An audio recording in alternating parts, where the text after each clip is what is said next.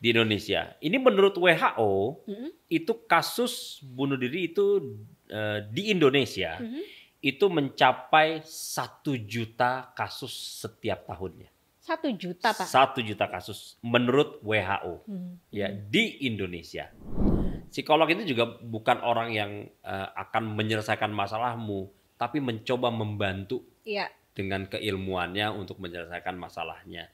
Yang bisa menyelesaikan masalah itu adalah diri kita sendiri sebenarnya. Cuma mungkin jalan keluar untuk menyelesaikan masalah itu kita nggak ketemu. Kita perlu orang lain untuk membantu masalah itu. Apa parah banget kalau misalnya jangan kan gitu Pak, dia bunuh diri sendiri. Lo ngajak-ngajak satu keluarga atau ngajak pesawat nabrakin diri, berapa banyak korbannya. Wow. Itu juga.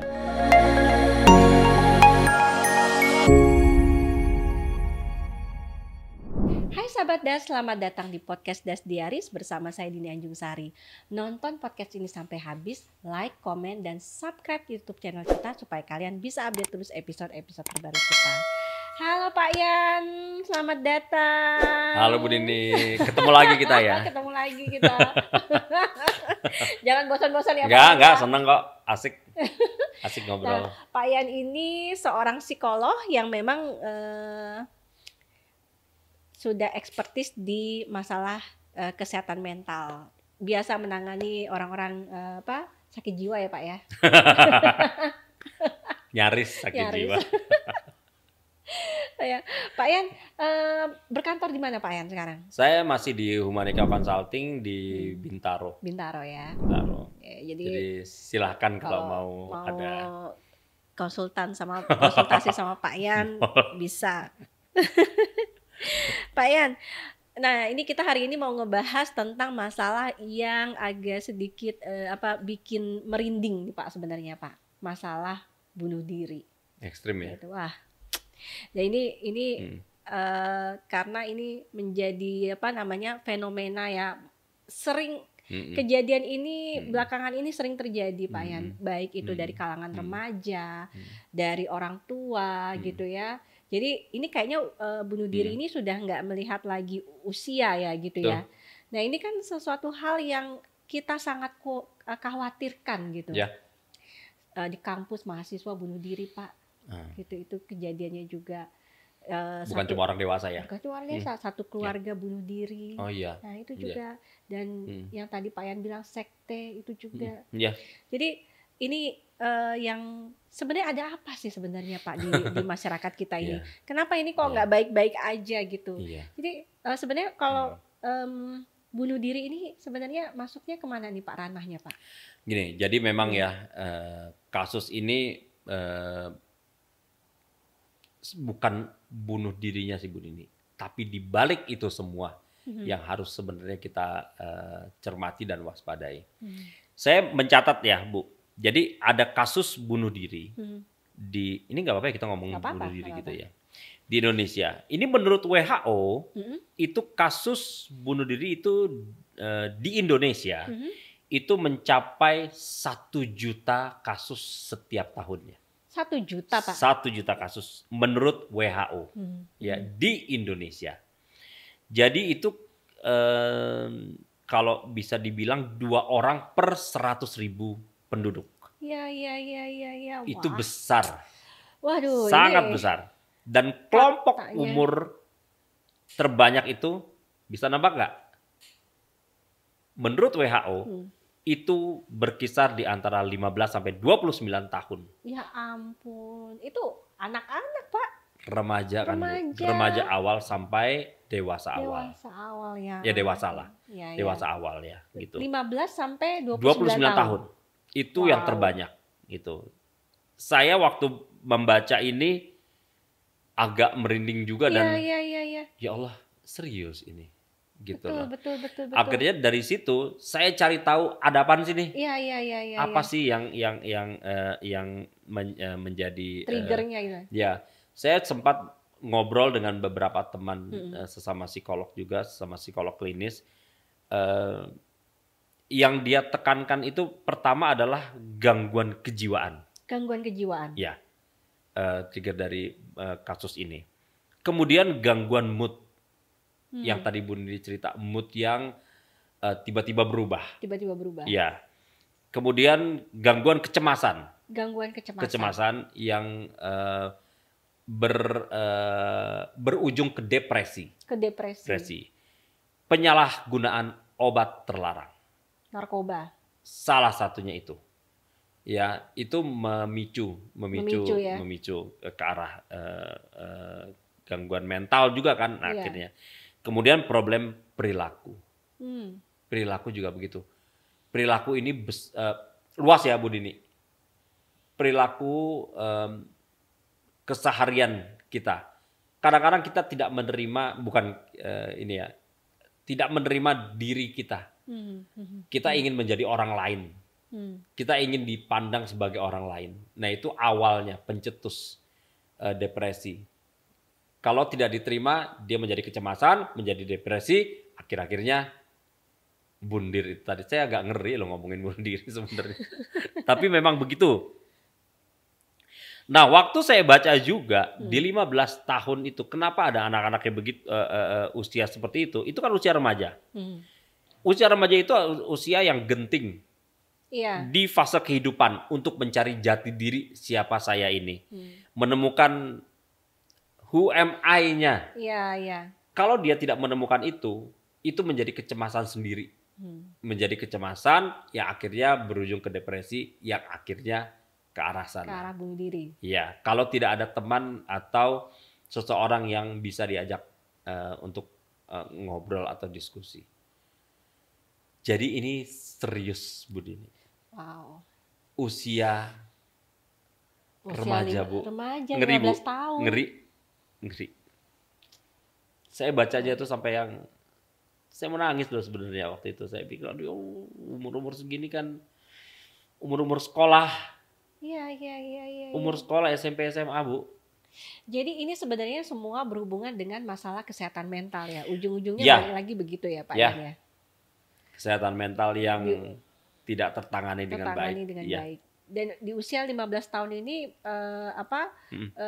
anak-anak yang sudah mengalami masalah kesehatan mental kronis gitu yang sampai menyebabkan bunuh diri gitu ya.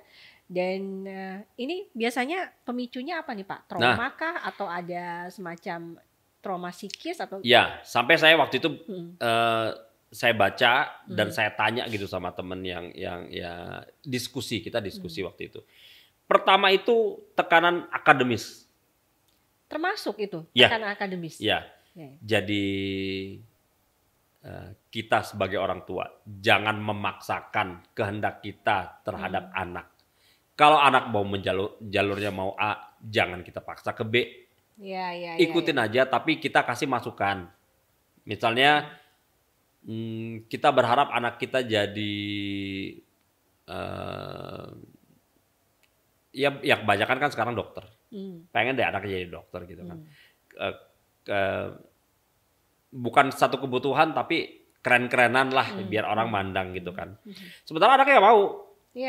Anaknya nggak mau. Ya udah itu yang terjadi dengan saya juga waktu itu gitu. Jadi anak saya akhirnya memilih fakultas psikologi. Padahal tadinya saya pikir dia tadinya mau masuk ke FK. Terus dia bilang ya aku nggak mau, aku maunya ini. Oh ya udah, apa kamu milihnya apa antara ini. Ya udah saya ikutin aja gitu. Termasuk juga waktu itu dia akhirnya berhenti untuk karena saya di latar belakang saya juga pianis Bu, saya pengennya jadi anak-anak saya juga bisa main piano ya. Dia memutuskan untuk berhenti dengan alasan yang bisa saya terima. Oke, saya bilang ya tanggung jawab dengan pilihan, tinggikan di prestasi ya. Ya udah gitu. Saya nggak akan paksain itu. Itu di akademisnya. Kemudian tekanan sosial juga, lingkungan. Itu salah satu penyebab. Harapan berprestasi tinggi dari orang tua. Itu yang tidak gini loh, kadang-kadang kita membandingkan kan. Tapi kita membandingkan sebenarnya boleh, tapi tidak yang berlebihan. Tapi kita terima nih anak kita yang satunya ya udah, dia cuma sampai segitu aja bisanya, nggak bisa sampai sini. ya udah itu aja potensi yang itu dimaksimalkan. Dimaksimalkan. Ya, jangan memaksakan gitu. Kemudian perubahan hormon. Kadang-kadang ada orang yang tidak bisa menerima dirinya ketika hormonnya itu berubah atau dari anak-anak menjadi remaja. Itu tapi itu tidak terlalu banyak ya. Tapi itu terjadi. Masalah keluarga ini yang banyak. Ini yang paling banyak, Pak. Paling banyak. Karena masalah keluarga itu banyak ya. Salah satunya pertekanan orang tua. Ya perpisahan orang tua, perpisahan secara baik-baik oke, tapi mungkin di situ ada kekerasan rumah tangga. Di situ membuat anak stres, depresi, yang akhirnya berujung ya udahlah selesai aja urusannya. Gitu. Kemudian bullying. Ini bahaya, Bu. Wah, bully lagi ya. Bu, jangan deh, Ya, udah ya, deh. ya. Masalah-masalah begini. Makanya ini muncul lagi Capek ini. Ini menyebabkan salah satu anak akhirnya merasa tidak diterima, tidak ada tempat untuk ngadu, ngobrol, menyelesaikanlah urusan ini. Ya udah selesai aja urusan di dunia. Iya. Dan itu terjadi. Saya juga tadinya pikir apa sih gitu loh. Yang suka bully, stop bully ya. Soalnya kemarin yang kita sempat bahas ya masalah kesehatan mental sampai ada yang sakit jiwa juga. Kalau sampai bunuh diri kan berat banget. Bener ini. Bu. Kemudian masalah percintaan juga. Waduh. Ya, buat remaja-remaja nggak usah deh. Nggak usah bucin-bucin lah ya. Bucinnya belum waktunya. Jangan terlalu ya Pak ya. Tinggiin dulu prestasi, selesain dulu prestasi, ciptakan dulu prestasi yang banyak. Nggak usah lah yang pacaran boleh, tapi jangan terlalu dalam, jangan terlalu yang bagaimana. Kalau jangan sampai punya kepikiran buat bunuh diri lah ya. Karena putus, aduh udah deh. Cari yang lain ya. Jadi kalau putus cari yang lain. Iya atau ya udah. Kan masih ada lagi kok. Saya kadang-kadang kalau misalnya ada dulu kan saya ngajar di satu perguruan tinggi. Kadang-kadang mereka tuh suka curcol kalau udah selesai gitu. Saya bilang terus ya udah gitu nggak usah dalam banget, putus ya sudah, ribet banget. Sekarang prestasinya tinggiin dulu, entah kalau dapat lagi nggak usah dicari, nanti akan datang sendiri. Saya bilang gitu. Sama anak-anak gitu. Mesti dengerin. Dan yang paling banyak juga tersorot itu masalah ekonomi sih Bu Dini. Masalah ekonomi ya. Tapi itu kebanyakan di usia yang sudah dewasa mungkin ya. Karena ya masalah ekonomi Bu Dini ngerti lah. Jadi dia pada saat sudah tidak ada lagi, yang bisa diharapkan dia menyelesaikan dengan cara yang dia pikir benar. Masalah ekonomi ini bukan masalah hanya masalah kemiskinan atau apapun juga. Pinjaman online juga termasuk masalah ekonomi. Oh my God, pinjol. Terjerat itu kan rentenir zaman sekarang. Iya, rentenir zaman sekarang. Ya, jangan mencoba-coba rayuan-rayuan begitu. Iyalah. Karena ya ujung-ujungnya pinjaman juga, utang ya tetap aja. Utang berapapun. Itu banyak tuh Pak kasus-kasus yang dari pinjol ini, kayak beberapa waktu yang lalu tuh yang di daerah Pamulang, itu kan satu keluarga bunuh diri. Disebutin nah lagi masalah ya nggak apa-apa, nanti beritanya biar dinaikin. Soalnya itu dari 4 orang, satu keluarga kan isinya 4 orang nih. 3 terselamatkan, 1 yang paling kecil yang meninggal. Berarti ibu, anak, sama bapak, ibu, anak 2 kan. Nah yang paling kecil yang meninggal. Karena yang 3 terselamatkan sama keluarga. Yang melakukannya itu ibunya apa bapaknya? Orang tuanya lah ya, mungkin. Oh iya. Salah satu entah bapaknya entah ibunya ya gitu. Pokoknya ini kejadian nih Pak di Pamulang nih, nanti biar dinaikin nih beritanya. Dengan cara? Dikasih racun Pak. Tapi keburu ketahuan sama keluarganya. Jadi dia bawa ke rumah sakit, mungkin ya 3 selamat, yang 1 meninggal. Ini kan sebenarnya solusi dan kejadian bunuh satu keluarga ini nggak cuma di Pamulang Pak, ada juga beberapa kasus yang satu keluarga bunuh diri dan mati semua gitu. Mungkin nanti kita minta Danendra naikin beritanya. Ini kan salah satu fenomena yang menurut saya itu mengerikan ya Pak ya, tragedi gitu ya. Kalau hanya gara-gara satu case gitu ya, misalnya kayak pinjol gitu, kemudian harus satu keluarga menjadi korbannya gitu ya. Apa bunuh diri. Itu depresi berat. Nah ini kan sebenarnya kayak Pak ya tadi, ada banyak contoh kan Pak kasus-kasus bunuh diri usia 15 tahun. Yang tadi apa Pak yang anak pakai tali pramuka itu? Saya mencatat sih. Salah satunya kan. Saya mencatat faktanya sih. Coba Pak, ada kasus-kasus apa lagi nih ya? Ini beberapa aja nih yang fakta yang saya temukan di berita yang saya yakini benar ya. Di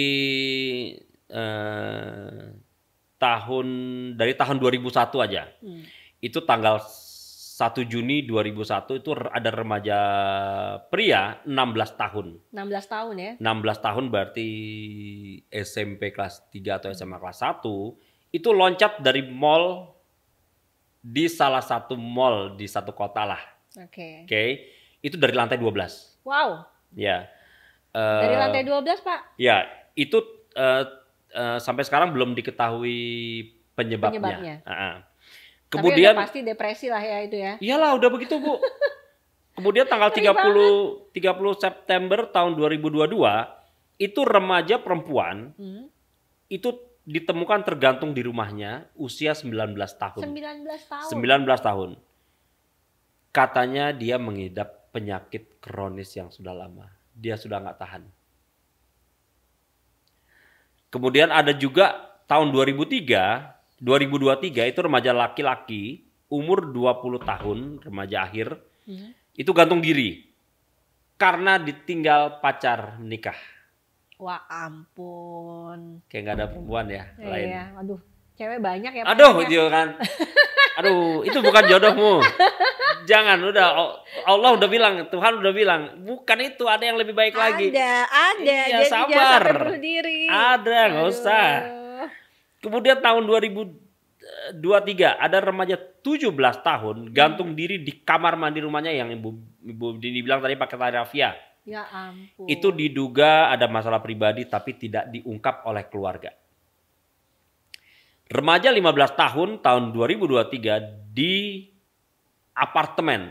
Laki-laki apartemen di Jakarta. Itu sudah beberapa kali sebenarnya dia melakukan itu tapi digagalkan oleh keluarganya. Keluarga menutupi penyebabnya. Umur 15 tahun berarti bukan baru sekali itu dia mencoba melakukan bundir ini. Udah beberapa kali. Mungkin aja dari umur 14 kita nggak tahu. Bu itu masalahnya umur 14 tuh anak SMP loh. Udah kepikiran mau bunuh diri. Saya bacanya waktu itu ya Allah ampun ya. Gini. Terus tahun 2024 ada remaja laki-laki 18 tahun gantung diri dengan tali pramuka di rumahnya, di atap rumahnya. Diduga putus sama pacar. Ya ampun. Lagi-lagi bisa cari yang lain apa ya? Saya tuh baca kayak gini Bu. Ya ini umur belasan Bu. Ini masalah. Ini contoh yang belasan tahun udah sebanyak itu ya Pak Ian ya? Ini baru sebagian kecil yang saya catat. Saya udah nggak sanggup bacanya. Ya ampun. Gila ya. Aduh udah deh. Gila, udah masalah ya. Begini. Ya balik lagi sih harus dikuatkan agamanya. Iya. Jangan menyelesaikan dengan cara ya cut off begitu. Iya. Padahal ya kalau dipikir-pikir juga masalahnya juga masalah percintaan remaja gitu ya. Capek ya Bu? Capek. Masalah percintaan dan masalah keluarga. Jadi suami istri kalau berantem jangan depan anak. Jangan di depan anak ya Pak Ian ya. Anak gak perlu tahu. Iya. Pasti ada berantem lah. Suami istri pasti ada ketidakcocokan.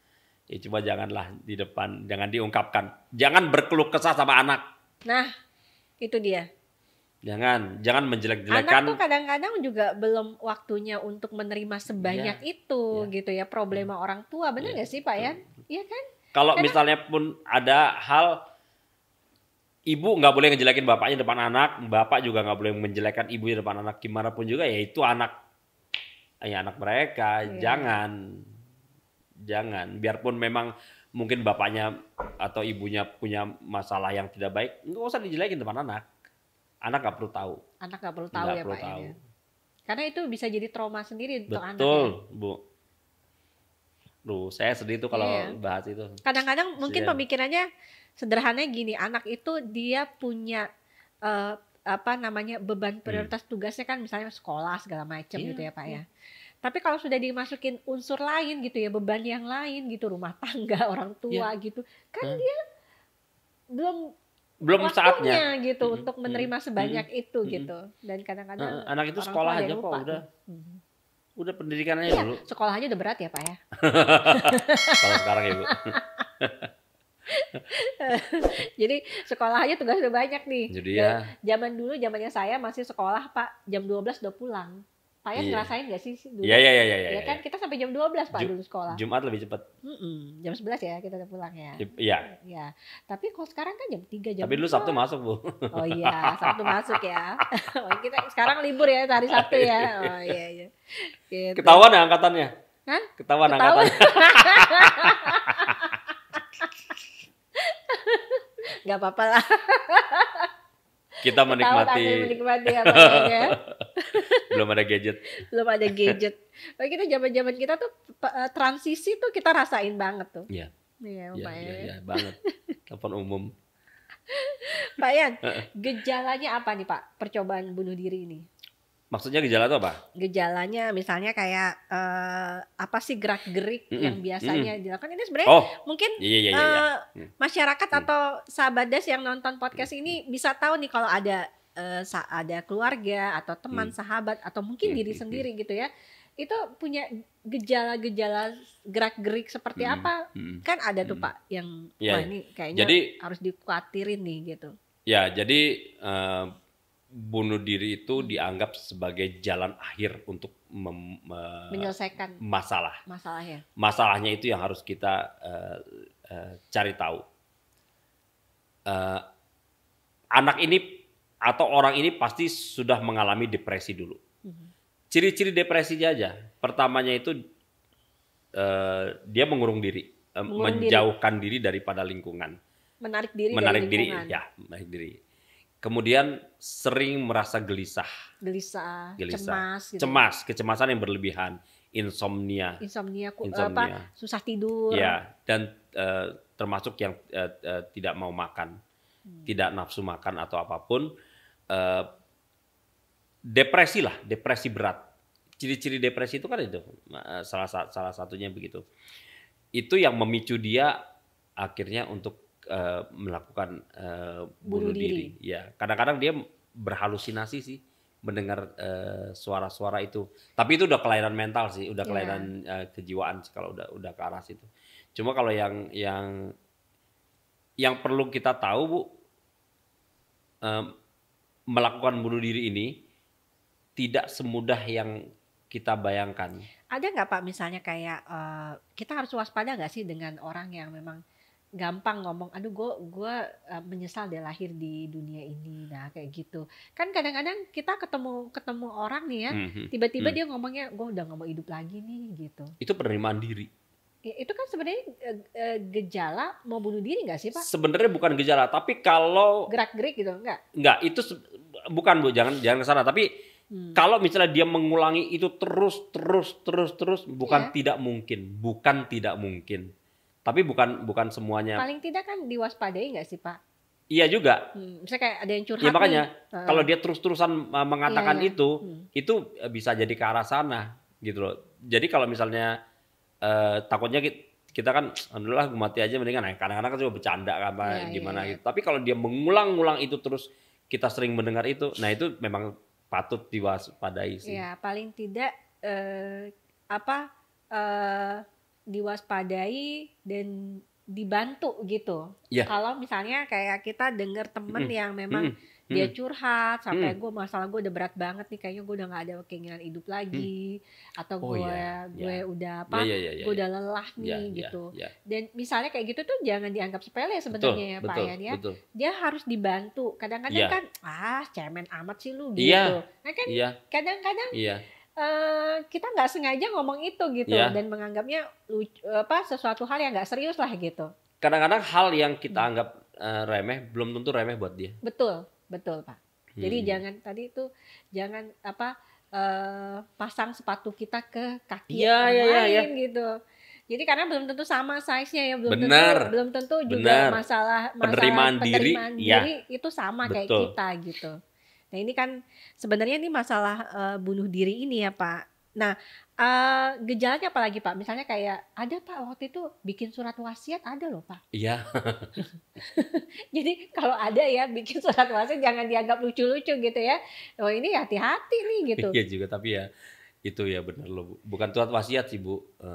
Bukan wasiat, tapi bukan wasiat, Bu. Apa sih, kayak pesan. Pesan, Bukan ya wasiat, pesan. pesan. Kan kita beberapa kali tuh di kasus bunuh diri itu ninggalin Betul, pesan lah, betul, bikin surat ya gitu betul. ya. Gitu. Terus ada lagi Pak yang berpamitan tuh ada juga. Iya, tapi kadang-kadang kita nggak sadar loh. Nggak sadar Nggak sadar. dia pamitan. Padahal dia serius ya. Iya. Dia lompat. Iya, Bu. Aduh, Ke kereta kan. makanya. Melakukan itu kan di satu tempat tuh yang rel kereta ini kan suka ada. Dia melemparkan dirinya dia. Kadang di mobil yang lewat Pak ada juga di jalan raya. Oh iya sih ada. Ada Pak. Tapi seringan di kereta Ya sih. sering langsung habis itu. Yang parahnya adalah kalau dia punya masalah dan dia menyelesaikan masalahnya itu dengan bunuh diri, dia mengajak serta orang-orang. Nah, ada nggak Pak kasusnya yang ngajak? Ada. Ada banyak sih sebenarnya tuh. Contohnya apa Pak? Saya nggak tahu ya, saya pernah baca sih. Saya pernah baca di ini yang paling ekstrim kalau buat saya. Saya nggak sebutin di mananya, tapi ada seorang pilot yang sengaja menabrakkan pesawatnya itu. Ada sih, cari aja tuh di YouTube apa di googling aja. Dia menabrakkan pesawatnya itu ke gunung untuk dia melakukan hal itu, dan satu pesawat penumpangnya itu semua meninggal. Ketahuannya kenapa? Karena dia menitipkan pesan saya lupa di surat atau di handphonenya dia. Itu dia menitipkan pesan untuk keluarganya. Isi pesannya saya juga lupa, tapi dia menitipkan itu. Ketahuannya di situ, Bu, bahwa ini kecelakaan bunuh diri pilot. Wow, satu gerbong pesawat meninggal semua ya Pak ya? Dibawa semua ya?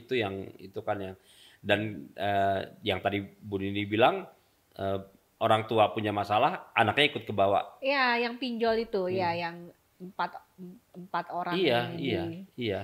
Jadi anaknya diajak bunuh diri juga. Iya, diracuni dulu kan awalnya, baru dia meracuni diri. Aduh udah deh kalau udah gitu. Mati mas sendiri aja, kenapa dikajak-kajak orang. Tapi nggak usah lah. Ini pinjol-pinjol, udah deh nggak usah lah pinjol-pinjol. Ini mah udah parah banget kalau misalnya jangan kan gitu Pak, dia bunuh diri sendiri. Ngajak-ngajak satu keluarga atau ngajak pesawat nabrakin diri, berapa banyak korbannya. Wow, itu juga itu mah anak sadis itu Pak. Itu bunuh anak sama istri kalau misalnya gitu kan. Iya, bunuh anak sama istri. Gila apa ya? Yang parahnya aduh apa sih ini di dunia ini nggak baik-baik aja ya. Iya. Gitu. Waduh, serem ya Pak ya. Nah, Pak Yan, apa sih Pak solusi dari pencegahannya? Pertama, kalau kita udah merasa kita kadang-kadang sebenarnya yang tahu diri kita kan kita sendiri. Iya, betul. Kita bisa mengukur diri kita sendiri. Iya. Dari kecemasan sampai stres. Kalau udah mulai stres, jangan sampai depresi ya. Udah stres, cari orang terdekat untuk bisa kita ajak ngobrol. Pertama sih memang kita lebih mendekatkan ke agama kita masing-masing. Ngobrol sama Tuhan, ya apapun agamanya, itu kan bagus. Iya. Itu bagus beneran, sendiri aja gitu. Iya. Kemudian kalau misalnya memang perlu teman, cari teman ngobrol yang nyaman aja, siapapun. Nggak usah anggota keluarga, teman lebih enak. Ya udah ngobrol aja, ajak diskusi. Kemudian jangan berusaha untuk menyendiri. Oh, jangan ya Pak ya? Jangan. Karena kadang-kadang kita menyendiri itu pasti ngelamun, Bu. kalau udah deep dalam lamunan itu, malah makin dalam lagi iya, ya gitu.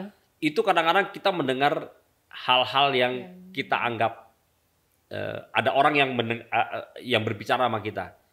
Wah, itu bahaya itu. Wah, itu udah jangan deh, jangan menyendiri. Cari orang lain, cari kesibukan lah.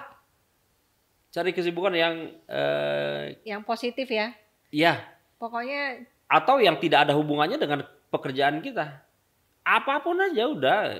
Atau kalau misalnya mau santai ya sekedar jalan-jalan aja, misalnya menikmati sendirian ke mall, tapi bukan tempat sepi ya, ke mall atau kita kafe dengerin musik, live music. Nggak apa-apa kok sekali-sekali. Nonton, oke, gitu. Tapi jangan sendiri yang membawa kita jadi melamun, gitu. Refreshing lah ya Pak. Refreshing lebih bagus. Apapun, refreshingnya kan nggak harus ke tamasya ya, nggak ngapa-ngapain.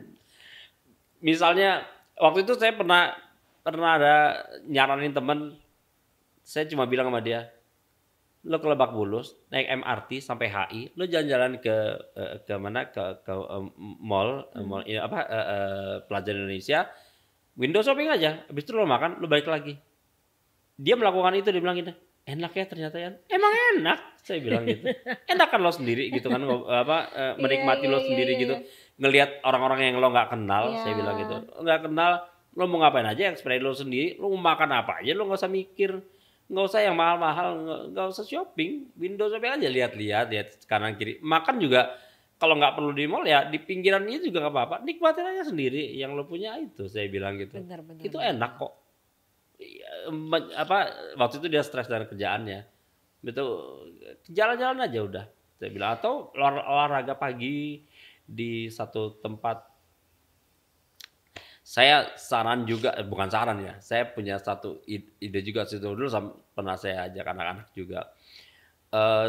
Dulu minggu pagi saya ajak anak-anak itu olahraga di Ragunan, di kebun binatang Ragunan. Saya ajak mereka ke situ, sementara kan belum buka tuh, masih jam 5:30, jam 6 gitu.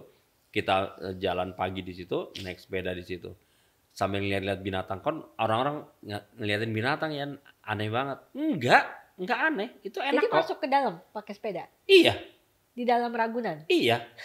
Jadi masuk ya? Boleh Bu. Pakai sepeda bisa. Banyak yang lari pagi. Di dalam? Di dalam, sambil lihat gajah, lihat jerapah, lihat ciamang, lihat harimau. Enak juga ya? Enak Bu, enak. Jadi kita pulang di saat sudah buka itu untuk orang-orang tamasya, udah mulai rame, kita pulang. Itu saya bilang, kita pulang, kita cari makan di luar, kita cari sarapan di luar. Itu nikmatin banget. Di sana ada penyewaan sepeda juga, jadi promosi ya saya. Oh di Ragunan ya, ada sepeda tandem, ada sepeda yang biasa, nggak mahal kok, sejamnya berapa gitu. Di Ancol juga ada. Nah, kalau di Ancol ya mungkin cuma lihat pemandangan laut ini. Kalau di kebun binatang seru. Di satu kandang kita berhenti, kita melihat, itu nikmat kok. Enak kok. Itu loh, ngilangin stres itu. Lihatin si Amang lagi teriak-teriak ini, terus lihat gajah, lihat harimau. Seru aja gitu pagi-pagi. Belum mandi juga. Olahraga aja pakai baju olahraga. Salah satu yang bisa dicoba nih Pak ya. Ngilangin stres. Bener Bu. Bener-bener daripada stres berlebihan. Ngeliat binatang itu seru juga. Kan salah satu healing itu kayak ngeliatin ikan, akuarium. Itu juga salah satu. Punya peliharaan. Itu juga salah satu solusi. Tanaman. Iya. Gitu, itu ngilangin stres. Itu ngilangin stres ya. Karena kalau udah stres, nanti lama-lama tidak ditangani bisa depresi. Ujung-ujungnya ya separah-parahnya bunuh diri ini ya Pak ya. Itu dia Bu, kalau udah tidak bisa menyelesaikan masalahnya sendiri. Wow. Ini Pak Yan dari pencegahannya tadi itu udah banyak banget ya dijelasin ya. Kalau misalnya kita ada keluarga yang memang ada tanda-tanda yang tadi Pak Yan sebutin itu gitu. Sebaiknya kita bawa ke psikolog nggak sih Pak? Awalnya jangan dulu. Kita ajak dia ngobrol. kalau kita melihat ada tanda-tanda ke arah sana, depresi, stres atau apapun, kita ajak ngobrol, cari dulu penyebabnya. Memang nggak bisa sekali, misalnya 2 kali, 3 kali, tapi continue aja. Terus kita ceritain ke keluarga terdekatnya, ya. Kayak gitu-gitu kalau sudah mengarahnya ke sana, perlu ini nggak sih Pak penanganan khusus misalnya kayak kayak terapi? Akhirnya ke sana. Jadi kalau misalnya memang kita lihat setelah obrolan dari lingkungan keluarga, yang penting keluarga dulu Bu Dini. Kalau misalnya memang kita perlu bawa dia ke psikolog, kita bawa dia ke psikolog untuk membantu menyelesaikan, membantu ya, bukannya memberikan penyelesaian. Tapi kan kadang-kadang orang tidak semua menerima. Ngapain gue dibawa ke psikolog gitu kan? Gue kan nggak gila ya. Sementara kan bukan untuk orang gila gitu. Psikolog itu bukan untuk, nih sekali lagi ya, psikolog itu bukan untuk orang gila gitu ya. Jadi masalah kesehatan mental kan salah satu masalah yang umum terjadi di manusia ya Pak ya. Jadi jangan malu sih sebenarnya ya datang ke psikolog gitu kan. Apa namanya? Bahkan itu justru solusi yang baik. Misalnya gini, kadang kalau kita ngobrol dengan orang keluarga, misalnya orang tua, itu kan ada keberpihakan. Ya kali mungkin kita juga nggak enak-enakan kan. Atau sama teman atau apa, kadang kita nggak ketemu teman yang nyaman. Ya paling bagus itu sebenarnya ke psikolog karena memahami kejiwaan, memang belajar tentang itu dan menyarankannya benar. Dan kadang-kadang kita curhat sama temen, sarannya makin kita stres nih gitu kan Pak. Waduh, gimana tuh gitu. Kalau kita kenal sama orang yang kita curhatin, mungkin dia, ya Ibu Dini bilang tadi, keberpihakan itu. Dia pasti berpihak sama kita. Iya. Nah kalau misalnya kita ngobrol, bukan justru ngasih solusi Pak, nambah masalah jadinya.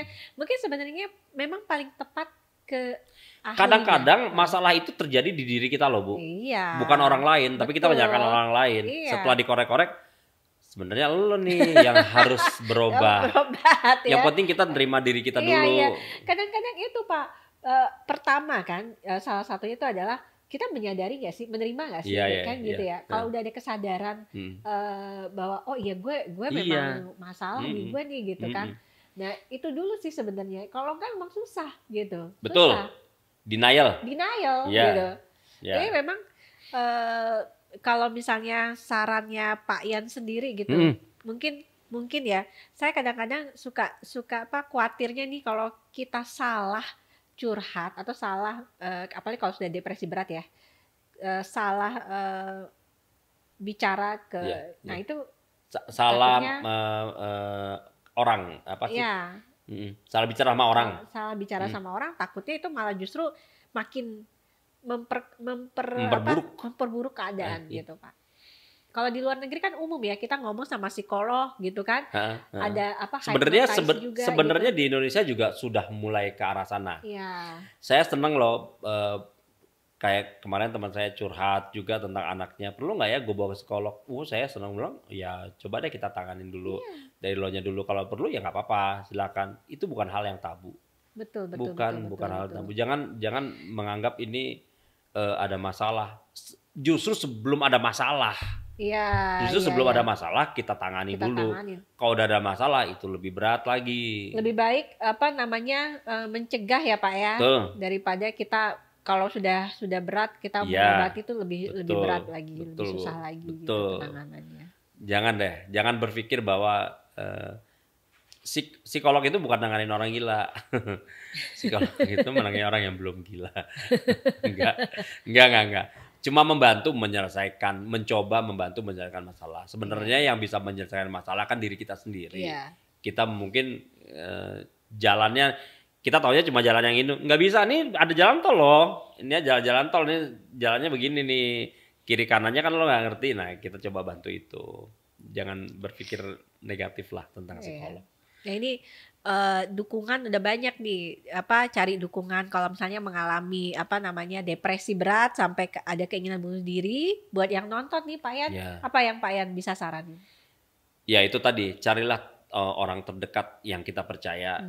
Kita ajak ngobrol, yang kita percaya ya, siapapun gitu, nggak perlu keluarga terdekat, tapi kita percaya misalnya temen atau siapapun.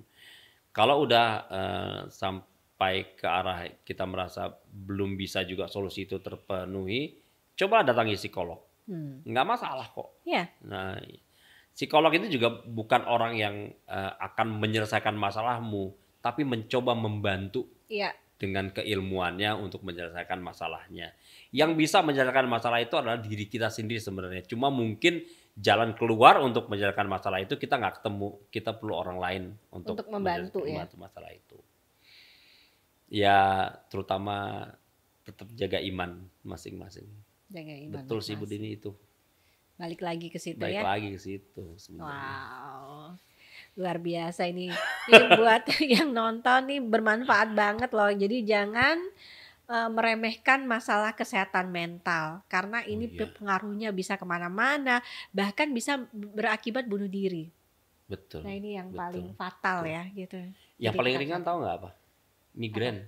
Migrain. Migrain itu kesehatan mental juga. Gitu. Migrain itu nggak ada obatnya kan? Iya.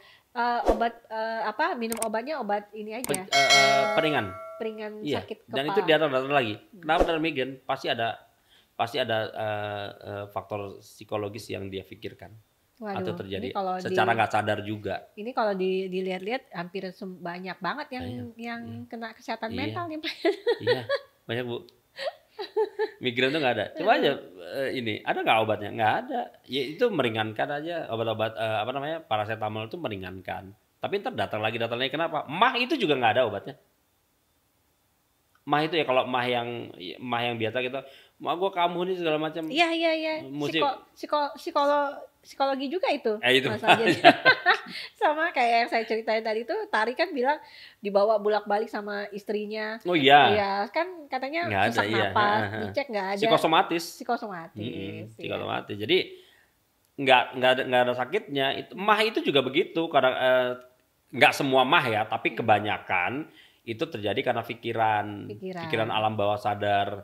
Mungkin kita bilang enggak, gue lagi nggak mikir apa-apa. Coba iniin lagi deh, coba difikirkan lagi. Pasti ada yang lo kepikir, tapi mungkin lo tidak mau memikirkan itu. Tapi itu terfikir, yang menjadikan akhirnya kenapa lambungnya bermasalah, ya karena itu titik kelemahan kita. Kenapa kepalanya bermasalah, itu titik kelemahan kita. Obatnya apa? Cuma meringankan kok. Obat-obat yang ada di ini kan cuma meringankan aja, tapi ntar kambuhan lagi, ya itu karena itu.